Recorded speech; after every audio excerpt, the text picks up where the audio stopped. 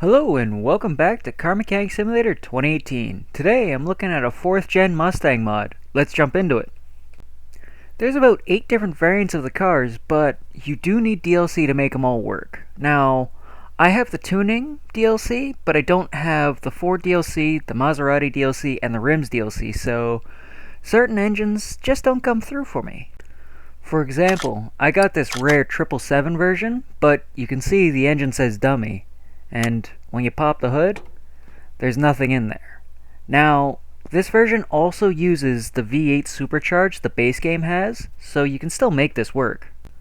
I have a customer's car with the same engine, and it does look pretty proper in here. The mod also does have a couple of subtle little touches, such as the strut tops, the hood release, and that little yellow latch for the hood release. So it is pretty nice. The layout, not bad. Lots of room for activities in the engine bay, but with the other motor variants, it probably crams it a little bit more. Jumping back on the 777, unfortunately, the struts do poke through the chassis, which kinda bites, but it's what happens when you lower the vehicle. Layout-wise for this mod, all good things to report. Nothing goes through the motor, it sits nicely in the cradle, and everything lines up well.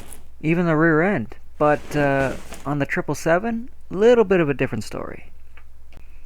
Now, disregarding the complete lack of an engine, assuming it would fit similarly to the other V8, I'd say the front end is pretty good, and unlike some of the other mods, the struts aren't compressed to hell, but the 777 does have an issue with the drive shaft where it doesn't exactly line up to the rear end.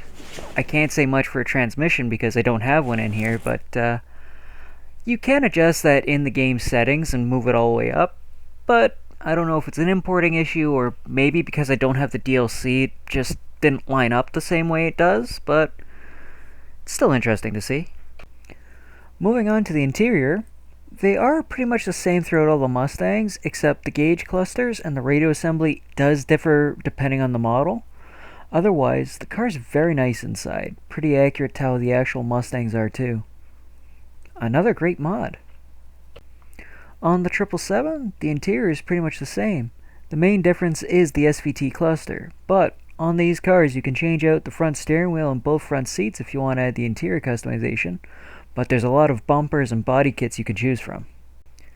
There's a lot of mods here, from tinted windows, rear windows, bumpers, grills, fenders, wide body kits, hoods, headlights, taillights, mirrors, wings, light spoilers, big spoilers, side skirts, trunk badge deletes, or even any badge you want, but that's enough about the mods.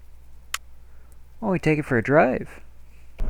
Another great thing about this mod, like a couple of the other ones, is the gauges and the steering wheel actually work.